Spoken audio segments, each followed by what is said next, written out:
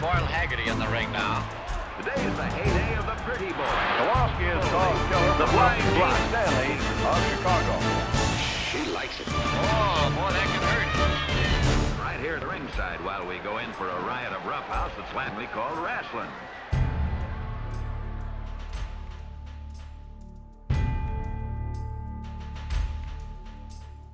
Butcher has appeared on the scene here at Southwest Championship Wrestling. Bobby Jaggers was scheduled to wrestle somebody else, but all of a sudden Abdullah the Butcher comes out, and here he is. Good watching. All these lights still. He has something every time he comes into the ring. Uh-oh, look out, George. Oh, look out. Referee George Stevens is out cold. Now it's Abdullah the Butcher after Bobby Jaggers. Bob Garcia, now, won't be nothing there. Down goes Garcia. Abdullah the Butcher hits it, throws it, out he goes, onto the floor. Abdullah the Butcher right back to Bobby Jaggers. Oh! Abdullah the Butcher. Here comes Carlos Colon. Carlos Colon with a jab.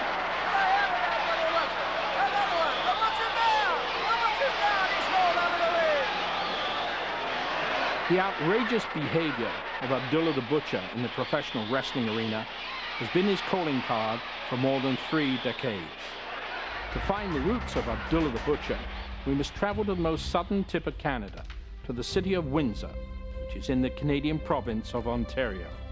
It is here that on January the 16th, 1941, Abdullah was born and christened Larry Shreves.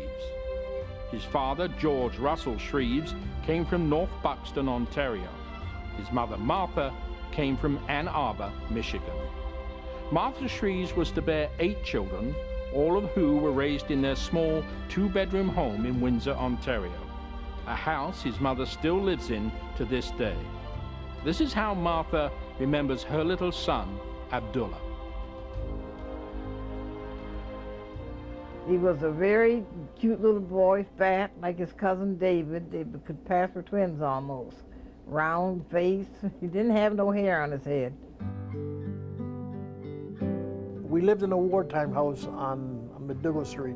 It had 2 bedrooms, a front room, and it had a kitchen. So let's say we had 5 rooms, including the bathroom, whatever. And when we were kids, we used to have a couch where we used to pull out. But if we ever had company, then we had to wait till, for the company to leave because we couldn't put it on the couch. They used to have like prayer meeting or whatever, and they'd be there for so long. Like everybody be sitting like this here. Oh, I'd hope they leave. I'd hope they leave, and that was it. Well, my mother used to get up and she used to make bean soup and cornbread, and after we got done eating it, my mother would say, "You know what? My mother used to tell me the next day, it always tastes better." So that meant that we had it Monday, Tuesday. Then when it came for Thursday, we had the big pot again with stew. We'd have a nice day, and all of a sudden my mother would say, my mother used to say, "We know, Ma." And I would say, "Oh yeah, it's always better the next day." And they would eat it and they enjoyed it. And it was better the next day. During the year of Larry's birth in 1941, World War II was raging throughout Europe. At sea, devastating battles were fought.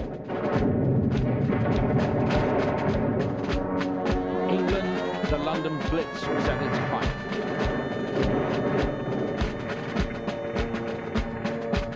Norway had been invaded 9 months earlier by Germany and was now occupied. They had been betrayed by one of their own, an almost insignificant member of the Norwegian government. His name was Quisling. On the home front, spirits were still high as they danced to the new Glenn Miller hit, Chattanooga Choo Choo, while Orson Welles and Citizen Kane took the movie industry by storm. Abdullah's father, George Shreves, was working at this time at the Ford Motor Plant in Windsor, helping to produce much-needed wartime vehicles. Young Abdullah was to also start his early working days at the Ford Motor Plant, but as Abdullah explains, his creative money-making schemes actually began at a very early age. Well, they kicked me out of school when I was maybe 16 years old, because I used to go, when I was a kid at 13, I used to sell papers. And I'd be standing out there on the corner, stand by the clubs, and I'd be crying. And a man would come to me and say, "Son, what's wrong?" I said, "If I don't sell these papers, I can't go home." In those days, a newspaper cost 5 cents. So he'd reach in his pocket, "How many papers you got?" I said, "Oh, I got maybe 15. He'd say, "Here's $1, you know, go and take them, go home, son," like that. I'd say, "Okay." As soon as he left, I went to the next corner, right? So one day, I was up there and I was crying, and I'm up there breaking down, and my dad, I didn't know, was walking across on the other side of the street, and he seen this white man, you know, leaning over me, you know, with his arm around me, and my dad come running over there real fast. He says, "What are you doing to my son?" Right? And my dad, so the man looked at my dad and said, "Sure, you should be ashamed of yourself. This is your son, and you're telling him that he can't go home unless he sells his papers," right? My dad looked at the man and said, "I apologize," and he grabbed me by the ear, he took me home, and then he told my mother what I'd done. My mother said, "I know you bring all the money home and you give it to me and you're trying to help, whatever, but you can't be doing that," right? I said, "Mom, if Dad don't whip me," I said, "I promise I won't do it no more," right? Anyways, he whipped me anyways. 3 weeks later, I was farther out away from him where he could never see me, and I was doing the same thing. At a young age, Abdullah was to master the arts of Taekwondo and karate. He taught karate in his backyard. And he started some of the policemen in the backyard. He was very young then. And karate, and then he taught him, I think, judo too. He just loved that kind of work, and then he kept on going from there.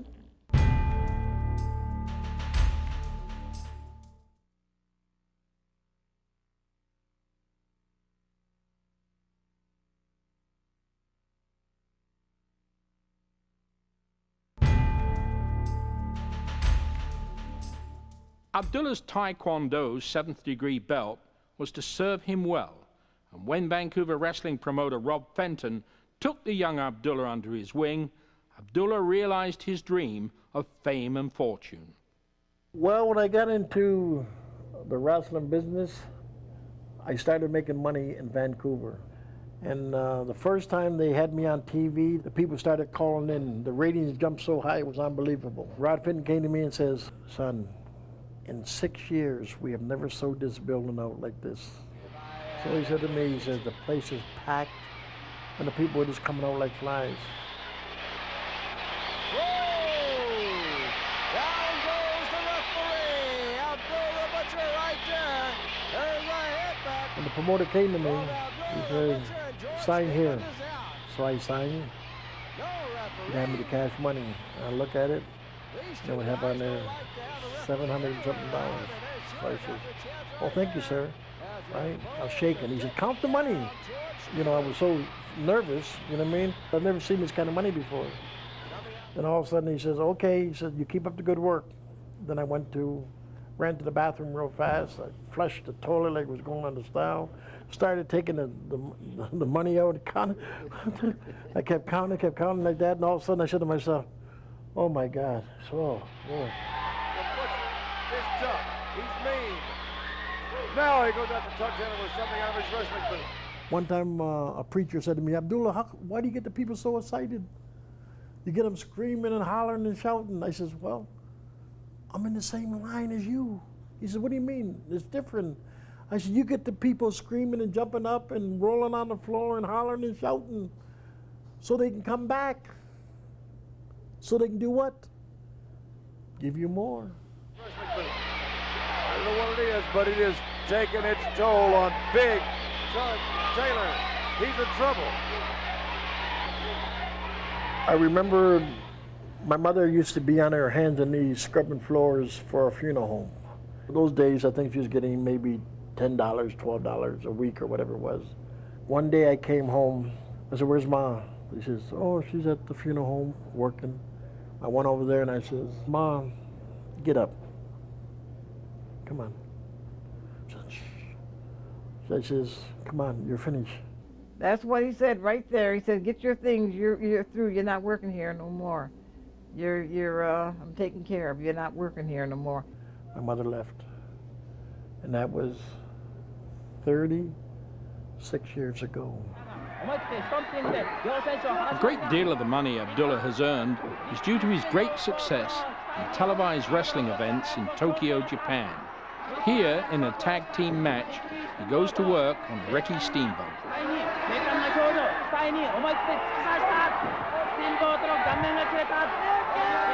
Abdullah the Butcher. Yeah, this is a really interesting story too.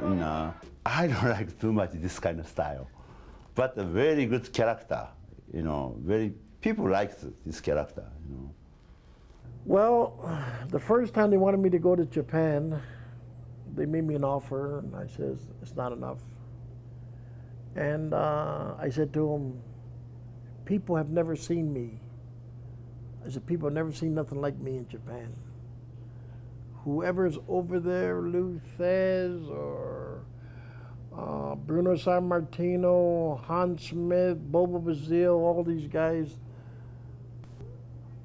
Killer Cox, all of them, they have never seen me.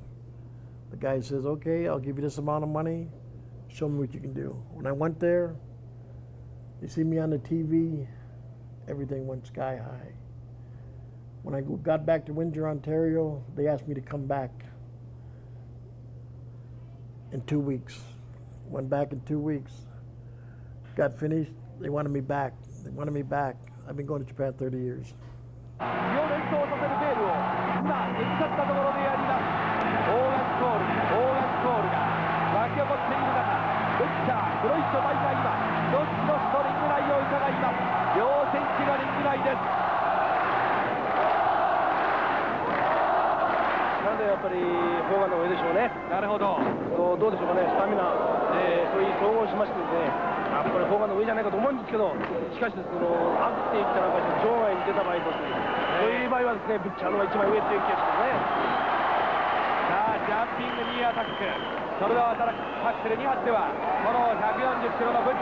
By 1975, Abdullah's first marriage had collapsed. He then divorced his wife, with whom he had had his only son, Alan. But every adversity carries with it the seeds of a greater benefit. In Abdullah's case, was a young woman by the name of Lee. The way I met my second wife, I used to do business with her father. At that time, she was going to college, and I've never seen her. And every time the father would take me out in the clubs in Japan, the people would always pay me for taking pictures, or they'd say Abdullah the Butcher's coming, and it was a fee that they had to pay me. And I went to the house, and here was this young lady.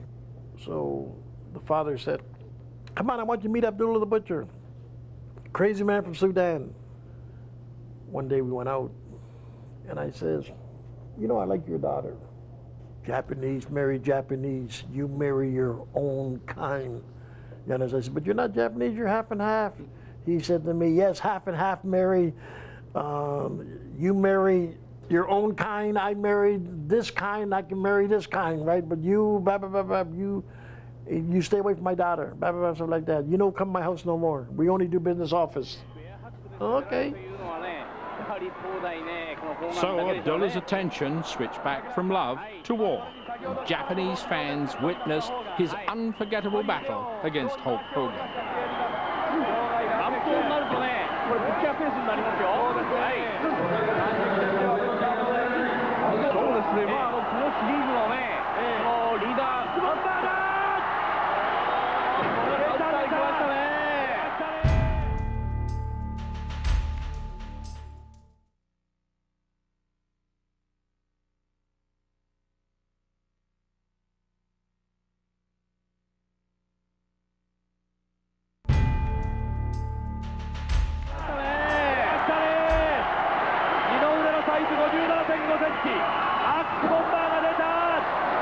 Abdullah continued to give his all in the ring, but his inner thoughts were constantly centered around Lee. Soon after, the family problems were solved, and he married Lee. And and Lee was to prove invaluable to Abdullah in his business ventures. And I've been so happy. Like this restaurant here, I was driving down the street. This place was a dump. Right? It was vacant for 12 years, 12 and a half years. She said, we'll make it Chinese, and you always want to have a rib place. We'll have both Chinese and ribs and this and that. Highlight of my profession, when the people told me, tonight you're wrestling Lou Thesz. That was in Vancouver. We sold the building out twice. And I said, oh my God, this man's gonna kill me. Because Lou Thesz was the kind of person, he hated gimmick men. If you used a fork, Lou Thesz was a professional wrestler. He didn't have time for gimmicks, and he hated a gimmick man. Okay? So one day, the guys are coming to me, oh, you're gonna get your ass whipped tonight, boy. Tonight is the night. And Lou Thesz, when the show went on, Lou Thesz snuck over to my dressing room. He says, I'm Lou Thesz. I'm like this. Yes, sir, how are you? He says, whatever you want to do, kid. We got a packed house. Let's go out there and give him something.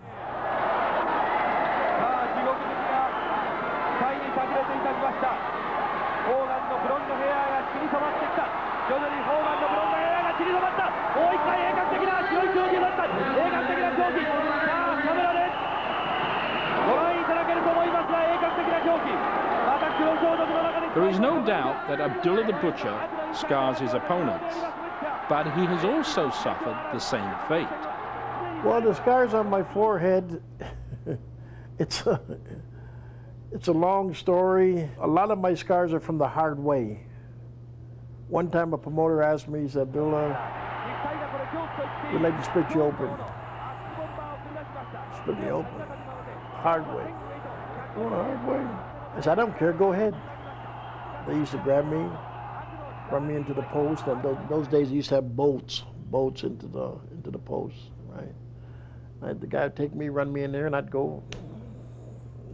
Blood would shoot out of my head, right? But the scars is when the people say, that's the real Abdullah the Butcher.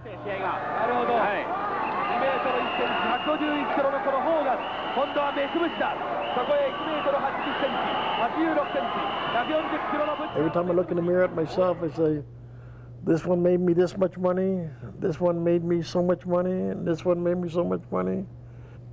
And this scar here is when a fan threw a chair, had a sharp edge on it, cut me open. You can see the little muscle, blood is skirting out. And a fan got me here, with a razor here. I was knifed. Going through the crowd, there's about 10 or 15 police officers around me, and somebody still had got me.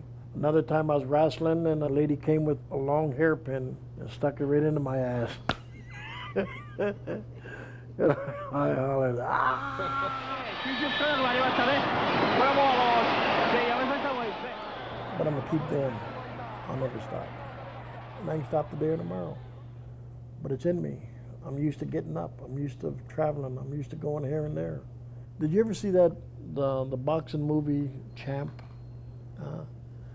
When the kid was there and he was saying, he was hollering for his father, Champ, don't die on me. Or don't quit, Champ, don't quit, right? It's something the people, for so many years you've been hearing people hollering and screaming, right? Well, when I put on my trunks, when I put on my thing, or I go to an arena, I go to a store, the people say, that's Abdullah.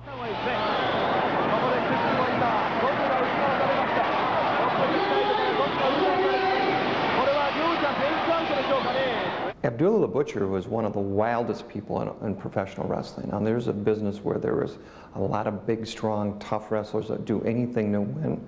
I remember seeing Abdullah in a tournament in San Antonio, Texas. Abdullah actually pulled a kitchen fork out of his trunks, jumped out of the ring and stabbed his photographer who was sitting at ringside in the forehead with his fork. I was glad I wasn't shooting pictures at ringside because it would have scared the heck out of me.